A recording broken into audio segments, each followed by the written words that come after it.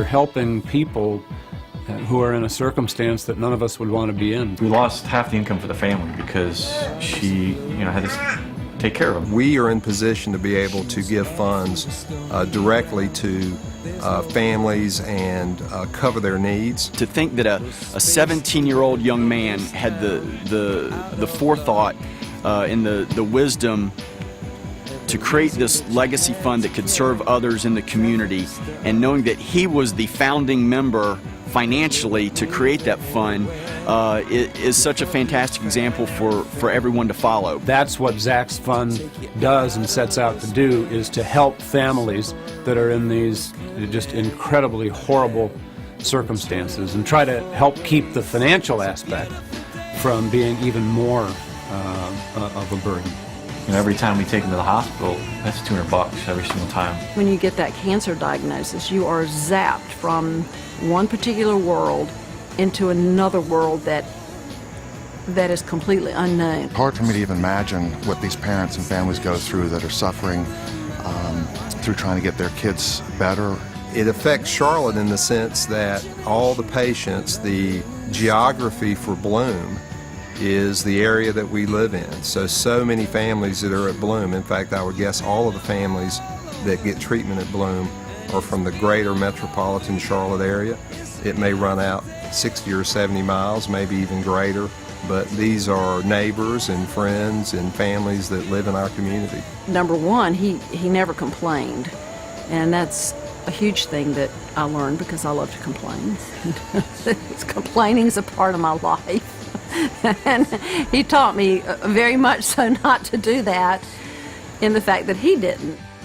Zach's Fund is a true community resource, and what I mean by that is that cancer doesn't really discriminate who it attacks. It could happen to anybody. You're in a cancer world and your whole reality becomes fighting for your child's life. Before you know it, it's a lot more than you realize until the bill comes in the mail, and then you finally see it on paper and you're just kind of amazed and wowed at just the amount it really builds up in a very short amount of time. Zach's Fund is a big idea. It's a big concept, and big things, big efforts, big results don't happen just by themselves. You really need an army behind an effort to make things happen, and when you get a lot of people together moving forward in the same direction, you can accomplish great things. Anything that you can do, or when you have opportunities to do for people who are in these circumstances that you're not, you just do. With myself not working, it was very helpful for us not to have to worry about how we were going to pay. Yeah. Or he had to come here. That wasn't an option. Yeah. To everyone out there that's really helped us every year, every step of the way, I just want to say thank you to them. They've just been tremendous. The fund continues to grow each year, so it's going to continue to help more and more families, more and more kids. To the folks who have been involved with Zach's Fund, who will be involved with the fund from a volunteer standpoint and providing other service and assistance, thank you. Thank you for helping accomplish great things. All you have to do is talk to a family that's been aided by Zach's Fund, and I think you get it right there.